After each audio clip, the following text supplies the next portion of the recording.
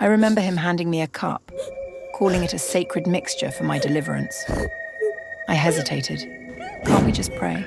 I asked, but he assured me it was necessary. I drank. It was bitter. "What's in this?" I muttered, but my head was already spinning. My body grew heavy, my vision blurred. "Pastor, something's wrong." I tried to speak, but the darkness came too fast. The last thing I heard was his whisper, "Shh. You are in God's hands now." Amaka had always been a woman of faith. Raised in a deeply religious home, she grew up believing that the church was her refuge, that her pastor was a man of God, and that prayer could solve anything. Her mother had always told her, "When the world fails you, the church will not." She clung to those words even when life became unbearable. For months, Amaka had been going through a storm she could not explain. It started with nightmares, dark, suffocating dreams where unseen hands choked the breath out of her, where she woke up gasping, drenched in sweat. Then came the series of misfortunes. She lost her job without warning, her health began to fail, and a strange heaviness followed her everywhere. It felt as if something sinister was wrapped around her, draining her from the inside. She tried to pray. She fasted. She went to every church program, kneeling at the altar, begging God for mercy. But things only got worse. Her mother noticed her struggles and, like always, turned to the only answer she knew: the church. It was after a particularly restless night that Amaka was summoned to meet Pastor Elijah. The moment she stepped into his office, she felt small under his gaze.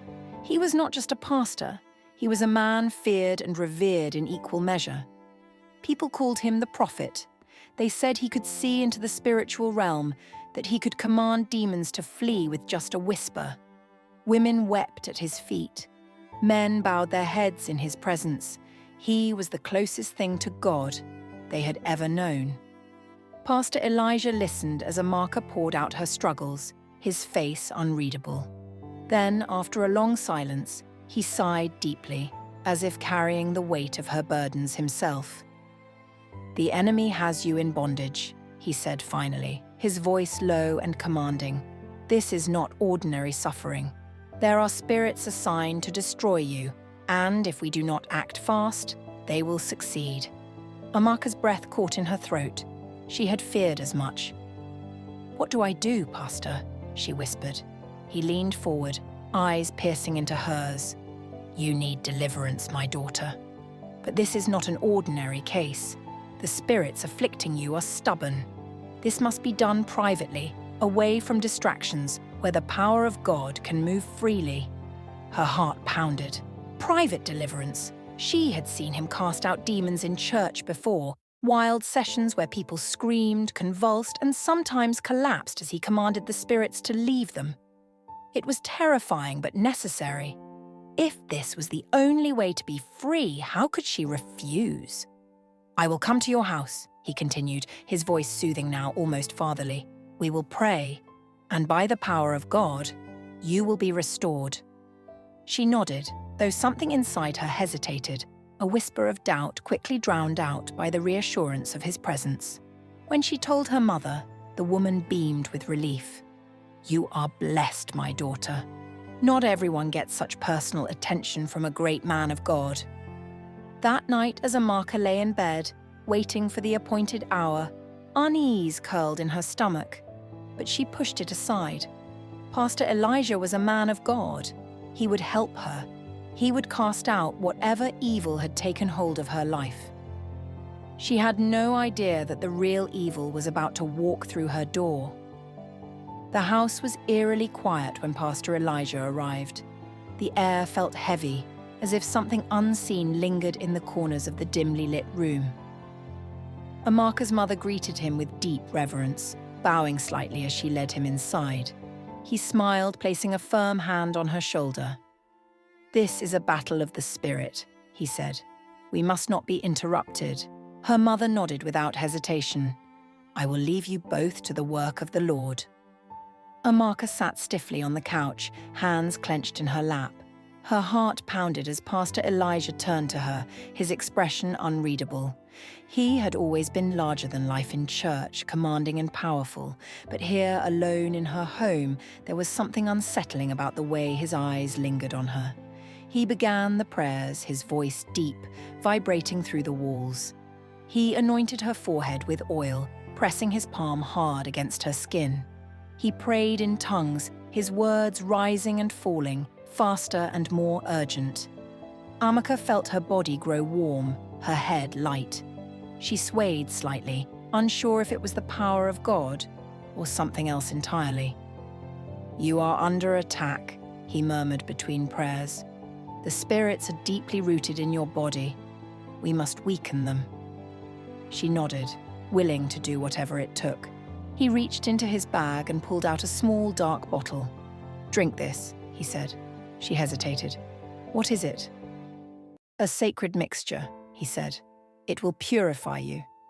Her throat tightened, but she took the bottle and swallowed.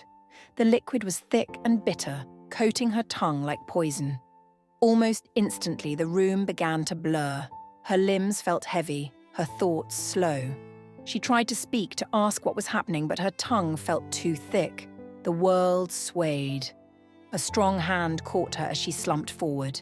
The next few moments came in fragments, his voice murmuring in her ear, his hands gripping her arms, her body unable to resist. Her mind screamed, but her lips refused to move. Then darkness. When she woke, she was alone. The room was quiet again, except for the dull hum in her head.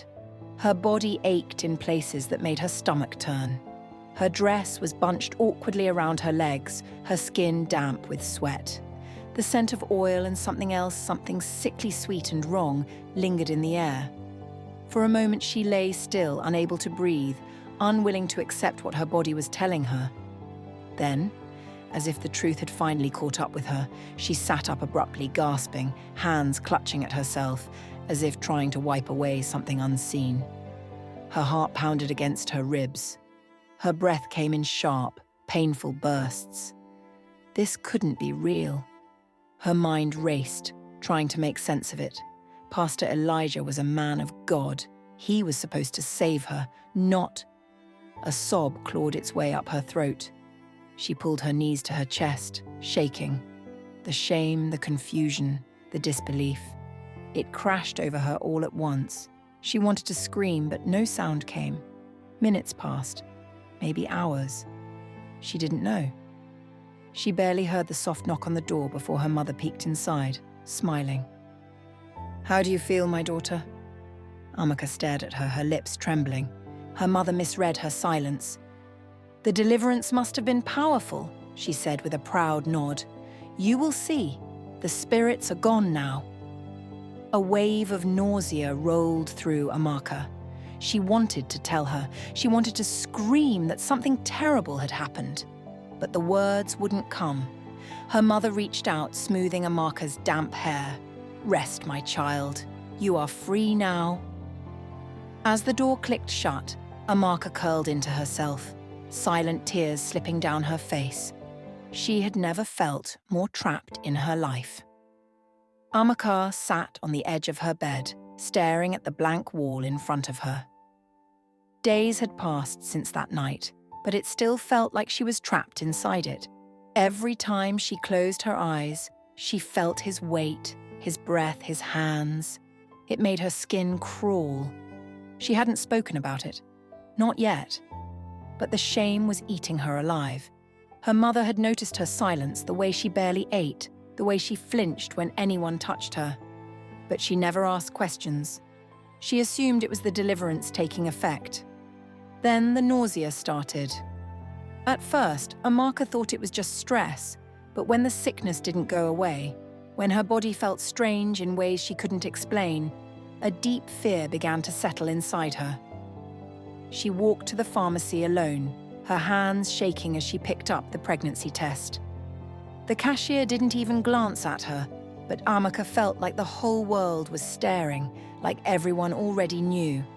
At home, she locked herself in the bathroom, heart pounding as she waited for the result. 2 lines. Her breath hitched. She blinked, shaking the test as if that would change it. 2 lines. Her stomach twisted.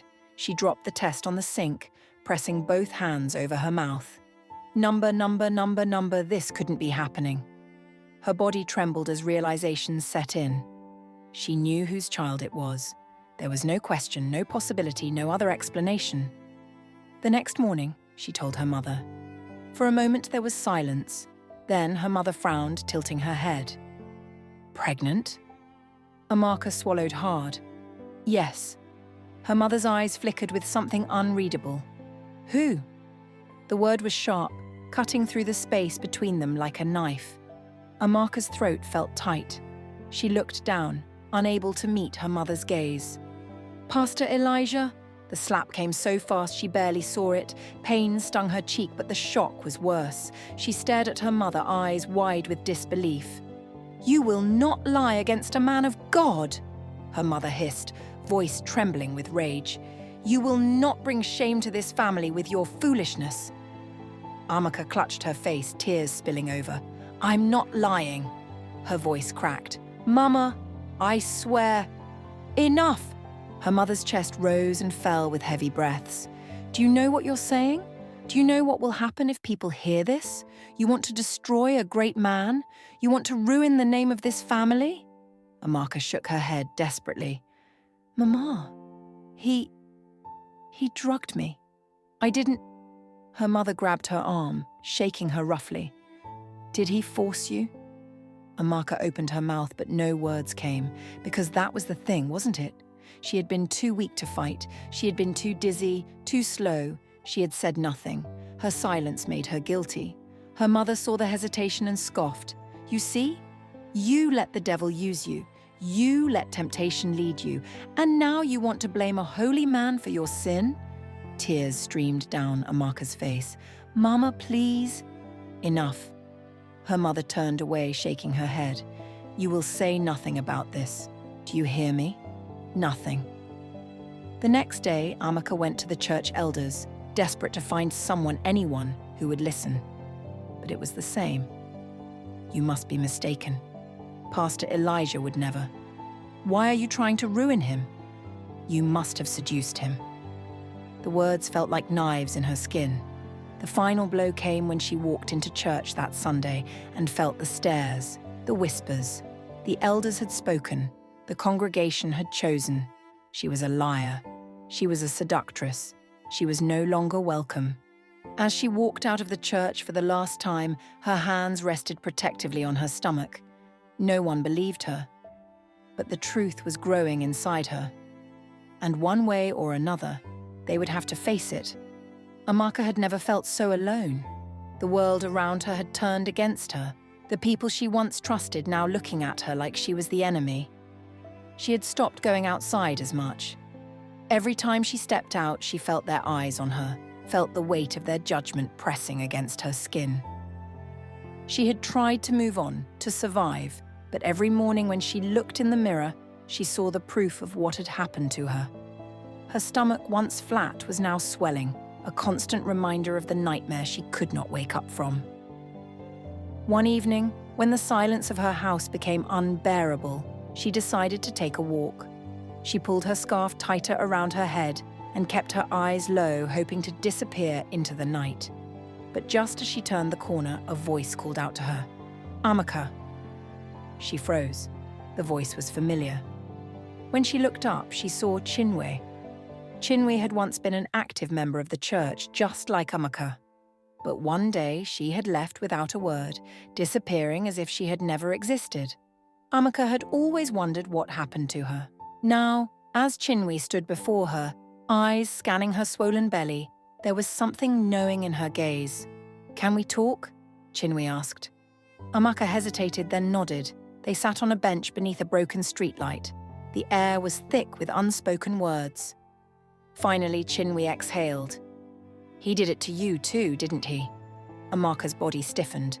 The words cut through her like a blade. She turned sharply. What are you talking about? Chinwe's lips trembled. Pastor Elijah. Her voice was barely a whisper. He did the same to me. A shudder ran through Amaka. The ground beneath her felt like it was splitting open. Chinwe looked down at her hands. I thought I was the only one. I thought no one would believe me. And they didn't. My family, the church, everyone turned against me. I left because I couldn't take it anymore. Amaka's throat was dry. She had spent so long thinking she was alone in this. The shame had been unbearable, the silence suffocating. But now, sitting beside Chinwe, she realized she was not alone. How many? Amaka whispered. Chinwe swallowed hard. I know of 3 others, but there could be more. Amaka's hands curled into fists. The pain, the anger, the betrayal, it burned inside her. He had done this before, and the church had covered for him. They sat in silence for a long time. Then Chinwe reached into her bag and pulled out her phone. I never told anyone this, she said, but the night it happened to me, I was recording. Amaka's breath caught in her throat. Chinwe unlocked her phone, tapped the screen a few times, then handed it over. Listen. With trembling hands, Amaka pressed play. At first, there was only static, then a familiar voice. You know I'm doing this for your own good, right? Amaka's stomach twisted. Don't fight it. The spirit in you must be tamed. Then came the sound of struggling, a muffled sob, heavy breathing. Amaka's hands flew to her mouth. Her whole body trembled as the weight of the moment crushed her. It was real, proof. The walls that had caged her, that had kept her silent, began to crack. She looked at Chinwe, eyes burning. We have to expose him. Chinwe hesitated. Are you sure? The church will fight back. They'll call us liars. They'll try to bury this. Amaka's gaze hardened. They've buried too many already. They spent the next 2 days reaching out to the others, gathering their stories. When they had enough, they released the recording online, along with their testimonies. The response was immediate. The church tried to silence them, tried to dismiss it as lies, but the evidence was too strong. The video spread like wildfire, reaching people they never expected. News outlets picked it up. More women came forward. The pressure mounted. And then the unthinkable happened. Pastor Elijah was arrested.